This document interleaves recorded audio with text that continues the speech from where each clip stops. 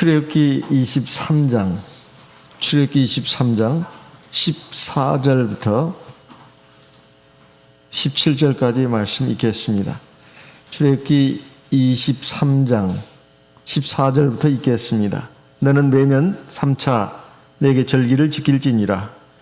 너는 무교병의 절기를 지키라. 내가 네게 명한 대로 아빕월에 정한 때에 7일 동안 무교병을 먹을지니 이는 그 달에 네가 애굽에서 나왔음이라. 빈손으로 내게 보이지 말지니라. 16절 맥추절을 지키라. 이는 네가 수고하여 밭에 뿌린 것의 첫 열매를 거둠이니라. 수장절을 지키라. 이는 네가 수고하여 이룬 것을 연종의 밭에서부터 거두어 저장함이니라. 17절 같이 읽습니다. 너의 모든 남자는 매년 3번씩 주 여호와께 보일지니라. 구약 성경을 보게 되면 각종 절기를 지키라 이런 말씀이 나옵니다. 그 중에 대표적인 3가지 절기가 바로 오늘 말씀에 나오는 무교절 그리고 맥추절, 수장절이라고 합니다. 신약 시대에 와서는 이 절기를 지킬 필요가 없다. 우리가 그냥 상식으로 알고 있습니다. 근데 왜 지킬 필요가 없는가? 정말로 지킬 필요가 없는 것인가? 그 근거를 한번 대봐라. 이러면은 그 근거를 댈 수가 있어야 되겠습니다. 왜냐하면 오늘날 어느 교파에서는 유월절을 지키는 교회도 있습니다. 아마 다른 절기도 지키는지 어쩐지는 제가 정확하게 모르겠습니다만 유월절을 지킨다고 말이죠. 기독교 일부 아주 교세가 지금 굉장히 왕성하게 퍼져나가는 어떤 교단에서는 유월절을 지킨다 이 말이에요. 과연 이것이 맞는 것인가 하는 것입니다. 그러면 구약에 나오는 절기에 관한 말씀들은 오늘 우리 신약시대 성도들에게는 아무 의미가 없는 것인가? 이 문제에 대해서 우리가 정확히 알 필요가 있습니다. 그리고 있다면 그 교훈은 어떤 교훈인가 하는 것입니다. 먼저 예수님께서 말씀하셨습니다. 내가 율법이나 선지자나 폐하로운 줄로 생각지 말라. 폐하로운 것이 아니요 완전케 하려 함이로라. 마태복음 5장 17절의 말씀입니다. 마태복음 5장 17절에 보면 예수님께서 하신 말씀이 내가 구약시대의 율법이나 선지자나 폐하로운 줄로 생각지 마라. 폐하러 온 것이 아니라 완전케 하려 함이로라. 그 다음에 이어지는 18절의 말씀에 진실로 너희에게 이르노니 천지가 없어지기 전에는 율법의 1.1핵이라도 반드시 없어지지 아니하고 다 이루리라. 이렇게 말씀했습니다. 그러니까 구약의 율법 선지자는 절대 없어지지 않는다는 것입니다. 주님은 이걸 없애기 위해서 온 것이 아니라 완전케 하기 위해서 오셨다고 되어 있어요. 그러면서 진실로 너희에게 이르노니 그러면서 천지가 없어지기 전에는 율법의 1.1핵이라도 없어지지 아니하고 반드시 다 이루리라. 그래서 예수님께서 십자가에서 달려서 운명하기 직전에 이 말씀을 하셨습니다. 요한복음 19장 30절에 보면 예수께서 가라사대 다 이루었다 하시고 머리를 숙이시고 영원히 돌아가시니라. 예수께서 다 이루셨다. 여기에는 물론 많은 뜻이 들어있는데 가장 중요한 뜻은 하나님의 인간 구원의 경륜을 이루셨다는 것이 들어있죠. 그리고 또 두 번째로는 구약의 율법을 이루었다 이런 말씀도 들어있습니다. 구약의 율법을 이루었다 이런 뜻도 들어있다 말이에요. 그러면 실제로 정말로 이루었다면 뭘 이루었다는 것인가? 바로 십계명 자체를 이루었다. 주님이 그걸 이루었다는 말씀은 되겠지만은 십계명을 구체화한 그 모세율법 또 십계명을 뒷받침하는 모세율법 가운데서 그 절기법, 음식법, 정결례법, 할례법 이런 것들을 주님이 이루셨다 이런 뜻이 들어 있습니다. 그래서 갈라디아서 4장 10절에 11절에 사도 바울이 이렇게 말하고 있습니다. 갈라디아서 4장 10절입니다. 갈라디아서 4장 10절. 갈라디아서 4장 10절.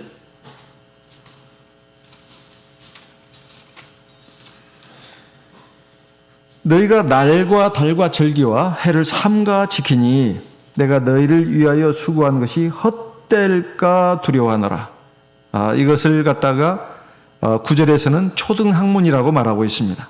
너희가 어찌 약하고 선한 초등학문으로 돌아가서 거기에 종로로 타려고 하느냐. 이것은 구약시대 모세의 율법을 놓고 하는 말입니다. 그 중에서도 십계명을 세분화한 그 법을 말하는 것이 아니고 의식에 관한 법을 말하는 거예요. 의식에 관한 법. 그 중에 바로 이 절기법도 들어 있습니다. 그래서 어찌 너희들이 신약 시대에 와서도 날과 달과 절기 해를 삼가 지키려고 하느냐. 이거 이래서는 안 된다. 이런 말입니다. 그래서 5장 1절로 가서 갈라디아서 5장 1절입니다. 그리스도께서 우리로 자유케 하려고 자유를 주셨으니 그러므로 굳세게 서서 다시는 종의 멍에를 매지 말라. 여기 종의 멍에는 구약시대 모세의 율법을 가리키는 것입니다. 2절 보라 나 바울은 너희에게 말하노니 너희가 만일 할례를 받으면 그리스도께서 너희에게 아무 유익이 없으리라. 신약시대에 와서도 또 할례를 받는다고 치면은 예수님께서 십자가에 못 박혀서 돌아가신 아무 의미가 없다. 이 말입니다. 할례만 말한 것이 아닙니다. 할례뿐만이 아니라 3절에 내가 할례를 받는 각 사람에게 다시 증가하노니 그는 율법 전체를 행할 의무를 가진 자라. 여기 모세 율법을 말하는 거예요. 할례는 모세 율법의 그 입구라고 말할 수 있습니다. 출입문. 그 할례를 받은 사람들은 음식법도 절기법도 정결례법도 다 지켜야 된다 이 말. 그 의무가 있다 이 말입니다. 이것은 신약시대에 와서는 말이 안 되는 얘기다. 그런 말입니다. 그래서 갈라디아서 5장 같은 장에 6절 7절 그리스도 예수 안에서는 할례나 무할례가 효력이 없되 사랑으로서 역사하는 믿음뿐이니라. 7절 같이 읽겠습니다. 너희가 다름질을 잘 하더니 누가 너희를 막아 진리를 순종치 않게 하더냐. 진리를 지켜야 된다. 그 진리 가운데는 십계명이 들어 있습니다. 십계명 그다음 물과 성령으로 중생하는 거, 그다음에 십계명 지키는 거, 이게 핵심이에요. 신약 시대에 와서는. 구약 시대에 와서는 더 이상 모세의 의식에 관한 율법은 지킬 필요가 없다고 말해요. 예수님께서 십자가에서 다 이루셨다 했기 때문에. 다 이루셨다. 그러면은 뭔만 지키느냐? 바로 십계명만 지키면 된다는 것입니다. 고린도전서 7장 19절 말씀을 읽어보겠습니다. 고린도전서 7장 19절입니다. 같이 읽어보겠습니다. 고린도전서 7장 19절 할례 받는 것도 아무것도 아니요 할례 받지 아니하는 것도 아무것도 아니로되 오직 하나님의 계명을 지킬 따름이니라. 하나님의 계명만 지키면 된다. 모세 율법 가운데서도 하나님의 십계명을 구체화한 그런 법들은 지켜야 됩니다. 하지만 모세 율법 가운데 의식에 관한 법은 지킬 필요가 없다 이 말이에요. 지킬 필요가 없어요. 여기서 지킬 필요가 없다는 이 말을 잘 이해해야 됩니다. 형식적으로 겉으로 지킬 필요가 없다는 말이에요. 그 안에 있는 교훈은 지켜야 됩니다. 그 안에 있는 교훈은 지켜야 돼요. 고린도전서 5장 7절 말씀을 보겠습니다. 고린도전서 5장 7절입니다. 고린도전서 5장 7절 너희는 누룩 없는 자인데 새 덩어리가 되기 위하여 묵은 누룩을 내어버리라. 우리의 유월절 양 곧 그리스도께서 희생이 되셨느니라. 8절 같이 읽습니다. 이러므로 우리가 명절을 지키되 묵은 누룩도 말고 괴악하고 악독한 누룩도 말고 오직 순전함과 진실함에 누룩 없는 떡으로 하자. 여기 보면 명절을 지키되 이 말을 가지고 이게 팍 꽂혀가지고 막 주장하는 사람들이 있습니다. 근데 여기 핵심은 뭐냐면은 두 가지입니다. 7절에서는 예수님이 바로 유월절 양이 됐다는 거예요. 네. 그럼 구약시대처럼 유월절 양 제사를 드릴 필요가 있습니까? 없습니까? 요거 하나 우리가 문제입니다. 구약시대의 유월절 절기를 지킬 필요가 있냐 없냐 이거예요. 지금 여기 예수님이 유월절 양으로 오셨다고 했습니다. 지킬 필요가 없다는 것입니다. 예수님이 바로 유월절 양이기 때문에. 그 완성이 된 거예요. 그러면 8절에 가서 우리가 명절을 지키다. 이게 명절 지키란 말은 아니냐? 그 말이 아닙니다. 그 뒤에 말이 핵심이에요. 그러니까 묵은 누룩도 말고 괴악하고 악독한 누룩도 말고 이거 무슨 떡을 얘기하는 것 같아요. 구약시대의 유월절은 그렇게 무교절은 그렇게 했습니다. 사실 유월절과 무교절은 같이 한 통으로 되어 있어요. 이제 조금 바로 나오겠습니다만 무교절과 같이 이어지는 거죠. 유월절 저녁부터 사실은 무교병 떡을 먹는 겁니다. 정월 14일 저녁부터 유월절로 들어가잖아요. 그 다음에 정월 15일부터 유대력으로 정월 15일부터 21일까지 무교절입니다. 누룩 없는 떡을 먹는단 말이에요. 근데 그 떡을 먹으라는 말이 아니고 뒤에 보면 순전함과 진실함에 누룩 없는 떡으로 하자. 이건 죄악이 있어서는 안 된다는 거예요. 그리고 비진리가 있어서는 안 된다는 것입니다. 누가? 주님의 몸된 교회가, 성도가 이걸 말하는 거예요. 그런 마음으로 살라는 것을 지금 말하는 것이지 명절을 지키라는 것을 말하는 게 아닙니다.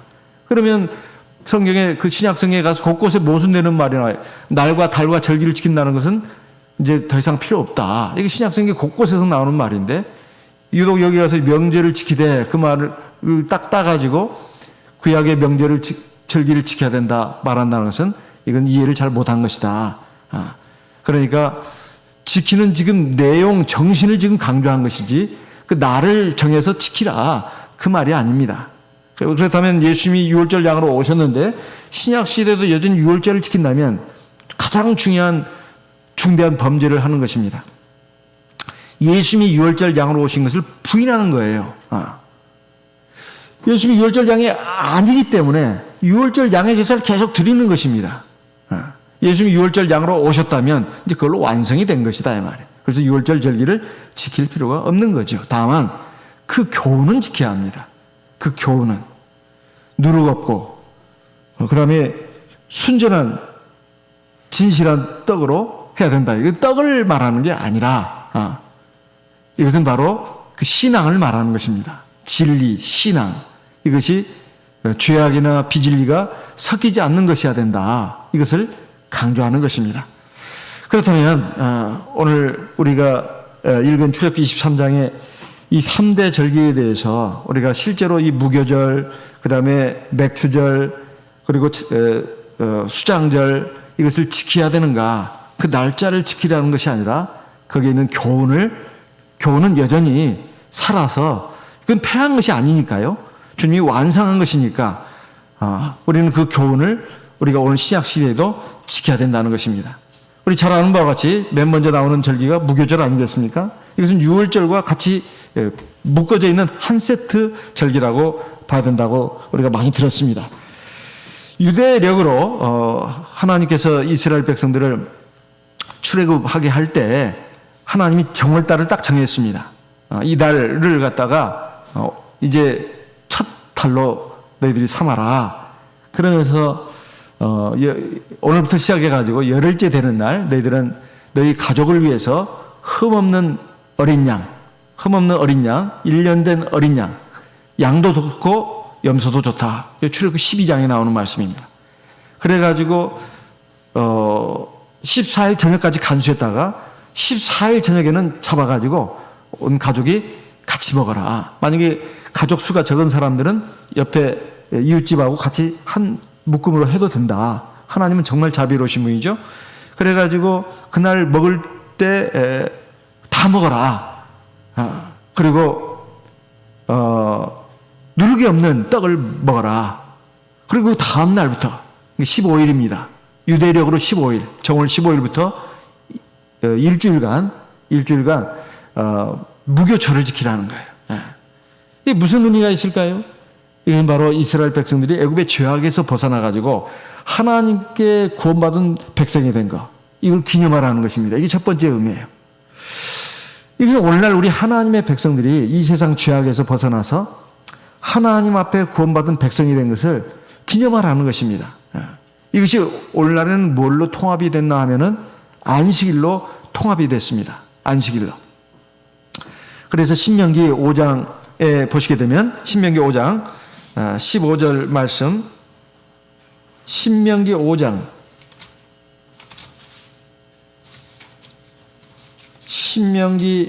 15절 너는 기억하라. 네가 애굽 땅에서 종이 되었더니 너의 하나님 여호와가 강한 손과 편팔로 너를 거기서 인도하여 내었나니 그러므로 너의 하나님 여호와가 너를 명하여 안식일을 지키라 하느니라. 이것은 출애굽기 12장에 하나님이 무교절, 유월절과 무교절을 세우면서 하나님이 하신 말씀과 똑같은 말씀입니다. 이 날을 기념하라, 이 절기를 지켜라 하면서 이것은 하나님이 강한 손과 편팔로 너희를 애굽에서 애굽의 종살이 하던 데서 이끌어낸 것을 너희들 기념하게 하기 위해서다. 이것을 말씀하고 있어요. 신약 시대에 와서는 이것이 바로 이제 안식일로 사실상 이제 일어나됐다. 이렇게 보시면 되겠습니다. 우리가 안식일을 지킬 때 창조주 하나님을 기념한다. 또 뭡니까? 이제 영원한 안식을 바라보면서 이 세상에서 안식을 누린다.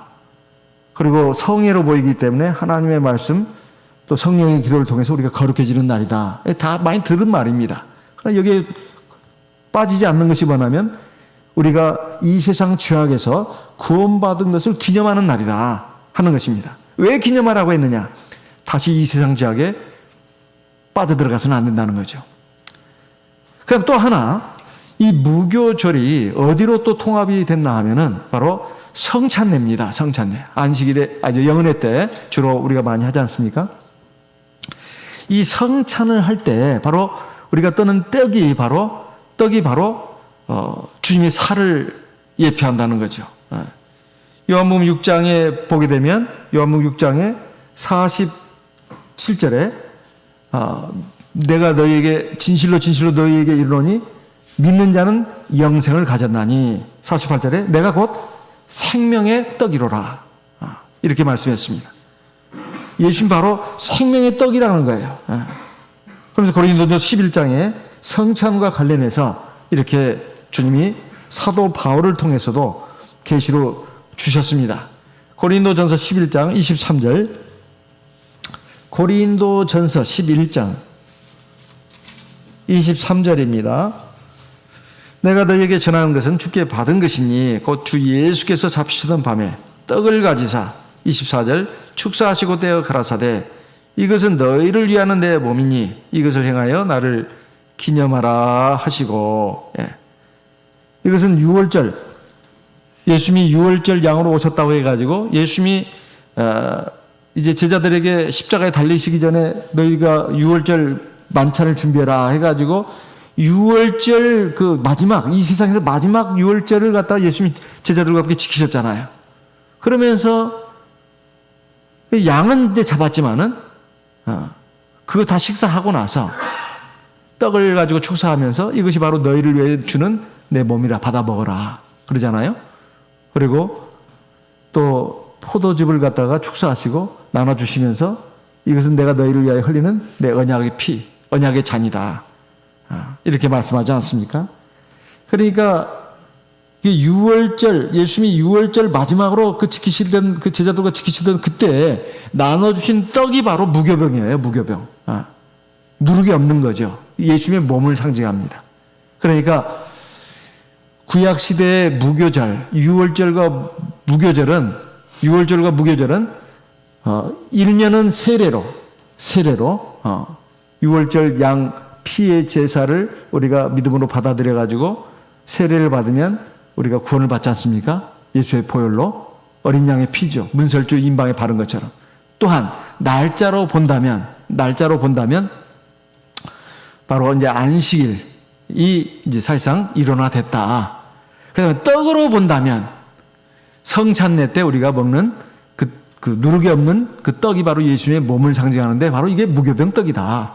이렇게 이제 신약 시대에 와서 완성이 됐다. 그런 말입니다. 그러면 이 영적인 의미는 오늘날도 우리가 지켜야 된다고 했는데 오늘날 하나님의 백성들은 하나님께서 우리를 애굽 죄악 세상에서 구원해내신 것을 항상 잊지 말아야 된다는 거죠. 다시는 죄악의 삶으로 노예로 들어갈 생각을 하지 말아야 된다. 이것입니다. 그리고 그 무교병이라고 하는 것이 누룩이 없는 떡이다 이 말이에요. 그래서 하나님의 백성들은 하나님 앞에서 이 세상 죄악 백성들과 구별된 거룩한 백성이 된다는 뜻이에요. 세 번째, 사실 이 무교병이라고 하는 것은 누룩이 없기 때문에 부드럽게 부풀어 오르지 않았어요. 굉장히 딱딱하고 맛이 없다고 합니다. 이것은 사실 6월절, 무교절 그 떡을 먹고 그 막 출발할 때 굉장히 참 황급하게 떠났잖아요. 그 사실 이것은 애굽에서의 죄악에서의 그 종살이 하던 거 이때 그 고난, 고통을 잊지 말라는 것이죠.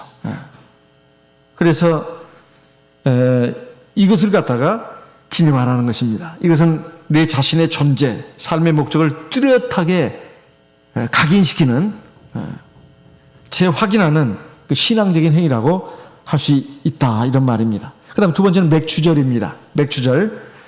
맥추절은 이제 다른 그 용어로 다른 용어로 칠칠절이라고도 하고, 그리고 오순절이라고도 하고, 그리고 초실절이라고도 합니다. 이것은 6월절을 지키고 나서 이제 무교절이 일주일간 계속되는데, 6월절 지나고 나서 7주 만에 지킨다 해서 칠칠절이라고 합니다.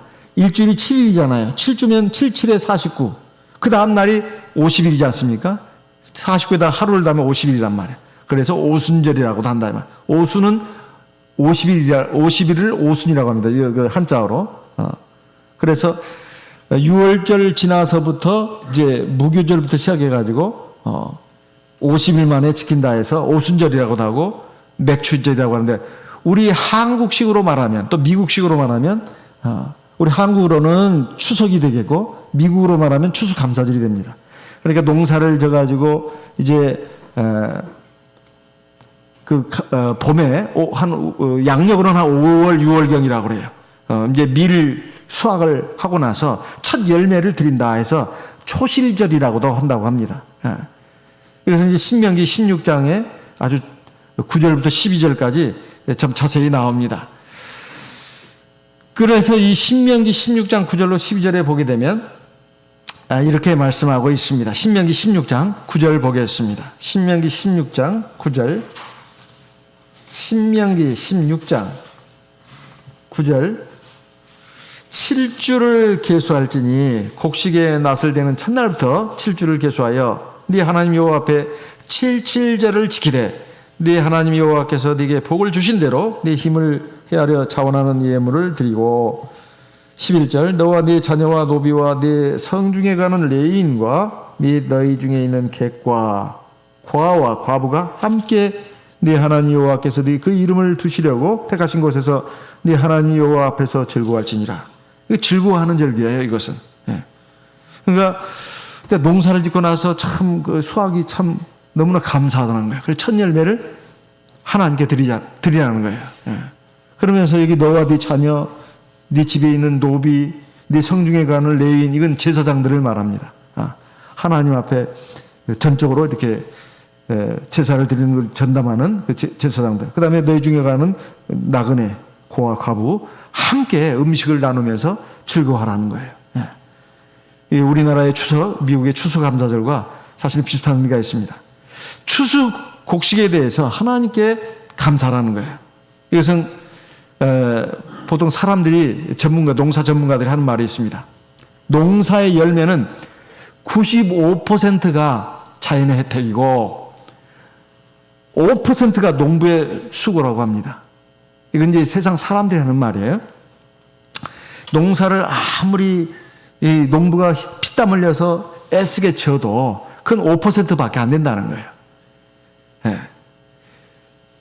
햇볕과 비와 바람이 때에 맞게 있어야 된다는 거예요. 이걸 누가 하시냐 이 말이죠. 하나님이 하시는 겁니다. 하나님이 하시는 거예요. 그래서 하나님이 햇볕과 비와 바람을 주시지 않으면 절대 농사 질 수가 없습니다. 우리가 뭐 한 해, 두 해 계속 살아보면 많이 느끼는 거 아니에요? 농사를 안 지어도 말이에요. 그래서 뭐 대파값이 그냥 지금은 좀 떨어졌나 모르겠네요. 그게 막 5,000원, 6,000원 막 그렇게까지 올라간 적도 있었는지 4천 몇백 원 막 이러지 않았습니까? 이거 진짜 아무리 사람이 어떻게 노력을 해도 하나님이 기후를 적당히 안 주면은 어떤 농사도 제대로 할 수가 없습니다. 태풍이 한번 불어버리면 과일은 다 떨어져 버리잖아요. 벼들도 그냥 다 쓰러져 버리죠. 비 안 내리면 아무 소용도 없죠.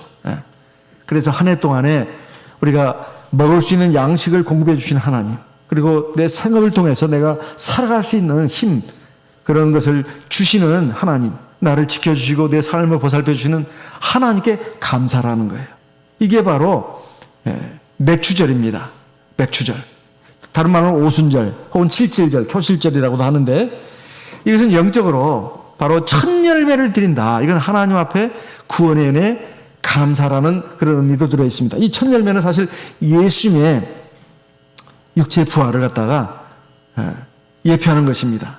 그리고 또한 그 예수님의 육체의 부활이 바로 첫 열매인데, 우리도 그 첫 열매처럼 우리도 예수님처럼 그렇게 영광의 몸으로 변화 부활한다는 것을 보증해 준다는 거예요. 고린도전서 15장 20절 말씀을 읽겠습니다. 고린도전서 15장 20절.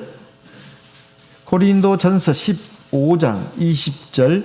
그러나 이제 그리스도께서 죽은 자 가운데서 다시 살아 잠자는 자들의 첫 열매가 되셨도다. 그 다음에 23절 같이 읽어보겠습니다. 23절 같이 읽겠습니다. 그러나 각각 자기 차례대로 되리니 먼저는 첫 열매인 그리스도요, 다음에는 그리스도 강림하실 때 그에게 붙은 자요. 어떻게 해요? 22절에 보면 아담 안에서 모든 사람이 죽은 것 같이 그리스도 안에서 모든 사람이 삶을 얻으리라. 이건 영원한 생명을 얻는다는 것입니다. 예수님께서 부활하신 것처럼 우리도 부활하는데 영원한 생명을 얻는 부활로 나온다. 그런 말입니다. 이것이 바로 오순절, 맥추절을 지키면서 첫 열매를 하나님께 드리는 의미가 된다는 거예요. 이것은 또한 오순절 성령 강림을 예표한 것이기도 합니다. 오순절에 하나님이 성령을 내려주셨잖아요. 예수님의 보혈로 죄사함 받고 성령을 받아서 중생한 영적 열매를 갖다가 주님의 창고인 교회에 드리는 첫 추수가 바로 오순절이다 하는 것입니다. 그리고 세 번째는 수장절입니다. 수장절이라고 하는 것은 그의 농사지은 갖다가 창고에다 드린다. 그래서 수장이라는 것은 그런 뜻입니다. 유대 종교로는 보통 7월 15일에서 7월 21일까지라고 하는데요. 사실 이것은 양력으로는 9월 10월경이라고 그래요. 양력으로는. 오순절은 4월, 오순절은 5월 6월경이고 양력으로 말해요. 양력으로. 그리고 이 수장절은 양력으로 9월 10월경이라고 합니다. 그러니까 가을 추수가 끝나고 나서 수확물을 갖다가 창고에다 드린다 해서 수장절이라고 하는데, 그것으로 끝나는 게 아니라 이제 광야로 나가서 초막을 짓고 또는 장막을 짓고, 즉 텐트를 치고 말이에요. 일주일 동안 거기서 생활하는 것을 말합니다. 그래서 초막절, 장막절이라고도 한다는 것입니다. 왜 이것을 지키라고 했느냐? 이것은 바로 하나님께서 이스라엘 백성들로 하여금 이제 수확을 많이 거두고 생활이 넉넉해지면 사람이 거기에 안주하고 거기에 만족하고 하나님 잊어버리잖아요. 그리고 영원한 하늘나라 그 가나안 땅에 들어가는 것을 잊어버린다 이 말이에요. 이 세상의 삶에 그냥 만족하고 안주를 하고 하나님을 잊어버린단 말이에요. 또 영원한 삶의 나라를 잊어버린다는 거죠. 그래서는 안 된다는 거예요. 우리가 비록 지금은 불완전하고 없어질 육신의 장막에 살지만은 장차는 썩어 없어지지 않을 영원한 천국의 장막에서 영원한 생명과 영원한 안식과 영원한 복락을 누리게 된다는 것입니다. 그렇기 때문에 이 수장절을 지키라고 말씀하신 거예요. 레위기서 23장의 33절 이하에 보면 44절까지 자세하게 나옵니다. 제가 금방 말한 것이 자세하게 나와요. 레위기 23장 33절로 44절까지 보면 쫙 나옵니다. 이것은 이스라엘 백성들이 광야 생활을 하는 동안에 하나님께서 자기들을 인도해 주시고 보호해 주신 것을 기억하라는 거예요. 그리고 하나님이 항상 풍성한 은혜를 주시는 것에 대해서 감사라는 것입니다. 그리고 조금 전에도 말씀드렸다시피 지금은 육신의 장막에 이렇게 우리가 나그네서 살지만은 장차는 천국의 장막에 들어가서 영원한 생명과 복락을 누리게 된다. 이것을 가을에 한참 이제 수확도 많고 이제 겨울철이 들어가면 이제는 편안하게 살 수 있잖아요. 그런데 하나님은 그렇게 추수를 하고 곳간에다가 곡물을 들여다 놓고 광야에 가서 그 고생스럽게 말이에요. 텐트 치고 일주일 동안 살으라고 말한 이유가 이 세상의 삶에 안주하지 마라. 그리고 영원한 하나님 나라 그 가나안 땅을 바라보라는 거죠. 그래서 이것을 갖다가 깨우쳐주기 위해서 하나님께서 이 수장절, 장막절, 초막절을 지키라고 한 것입니다. 오늘 우리에게도 여기에 대해서 참 의미가 있습니다. 우리가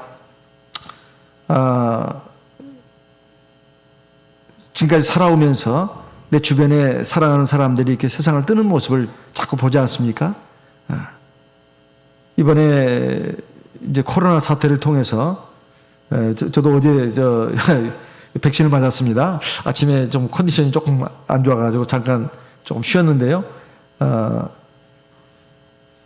이 주사를 맞고 나서 이렇게 지금 이제 뭐 제약력이 이제 생기는데 한 2주 정도 걸린다고 하는 얘기를 들었습니다. 뭐 맞으면서 잠깐 기도를 했고 하나님의 나를 데려가신다는 그것이 있다면 내가 이 맞고 이상반응을 일으켜서 죽을 것이고 그렇지 않다면 하나님 나를 살려주실 것이다. 저는 이게 확고하기 때문에 아무 걱정이 없었습니다. 사실은. 그러면서 저도 늘 기도하고 있습니다. 우리 성도님들, 가족은 물론이군요. 우리 성도님들 다 한 분 한 분, 이 코로나 바이러스부터 또 심지어는 이 예방주사 맞을 때도 부작용이나 이상반응이 없게 하나님 지켜주시라고 제가 날마다 기도하고 있습니다. 근데 이제 느끼는 것은 어제 오늘 사이에 월드컵 때 축구 중거리 포로 참 골인해가지고 참 우리 국민을 기쁘게 했던 어떤 유명한 축구 선수가 50세 나이에 췌장암으로 세상을 떴다는 얘기를 들었을 때 참 50세면 참 젊은 나이인데 참 너무 안 됐다 이런 생각을 했습니다.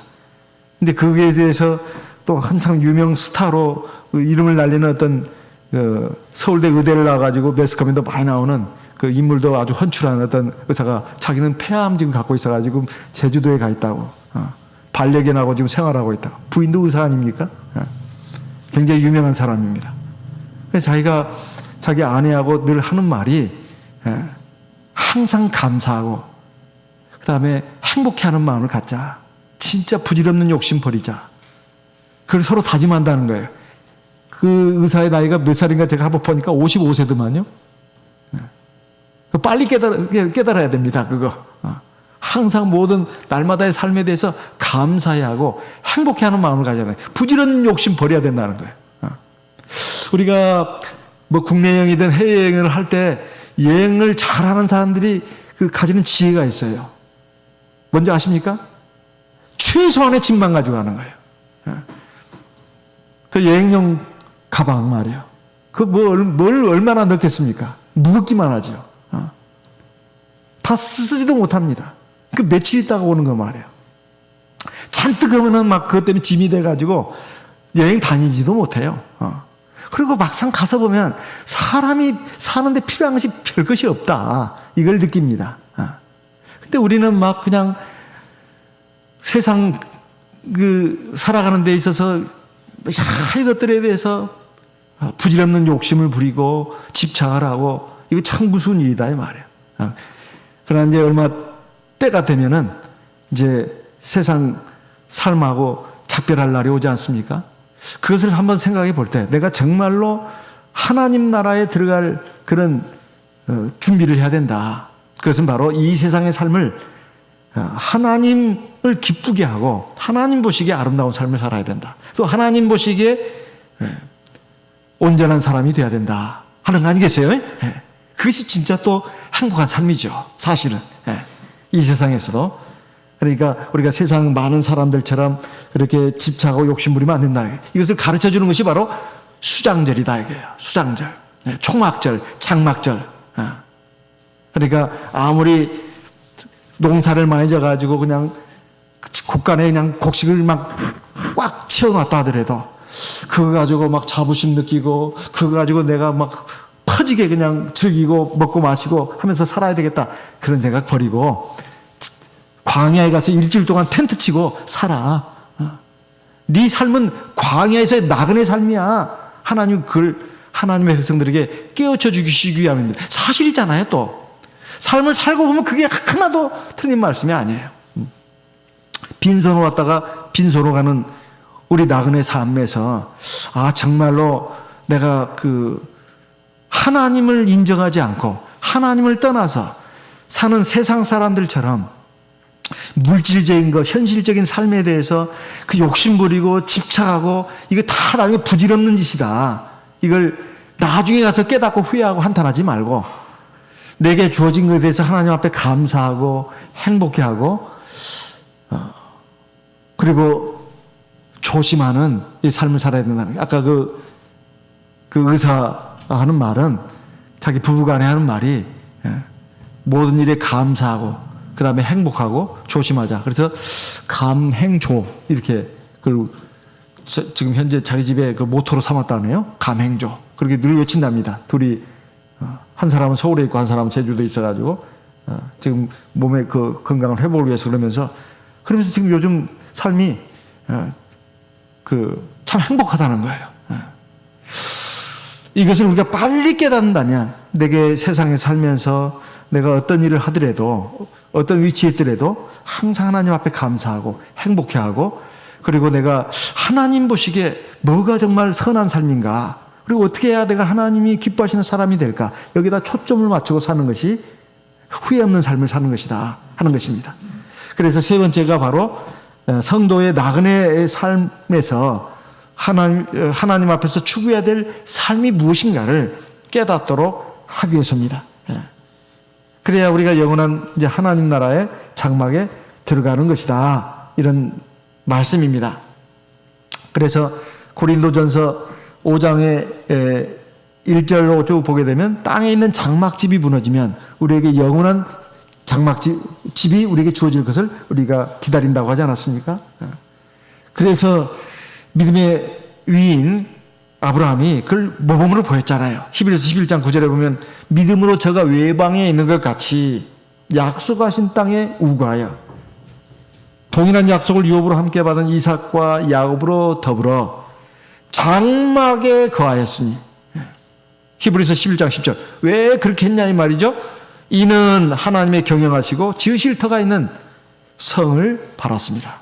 하늘나라 천성을 바라보면서 세상에서 물질적으로 굉장히 축복을 받았지만 텐트집에서 살았다.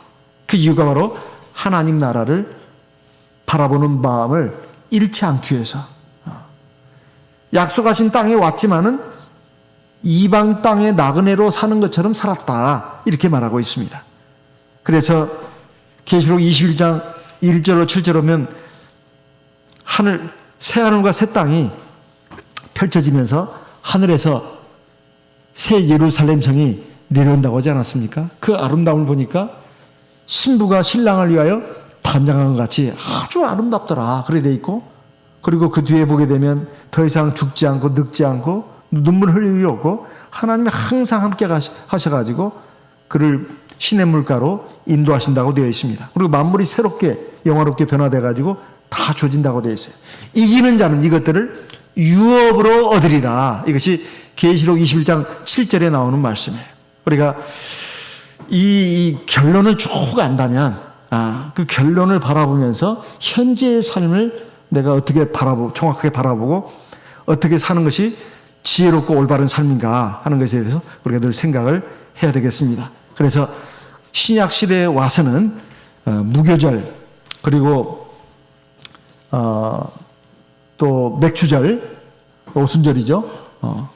그리고 수장절, 장막절입니다. 이 세 개의 절기를 지키는 데 있어서 그 뜻, 교훈을 갖다가 오늘날에도 하나님의 백성들은 지켜나가야 된다는 거예요. 그 절기를 형식적으로 지킬 필요는 없지만 그 절기를 통해서 하나님 우리에게 주신 그 뜻, 그 이념, 그 교훈은, 영적인 교훈은 오늘날 신약 시대도 여전히 동일하게 지켜야 되는 것이다 하는 것입니다.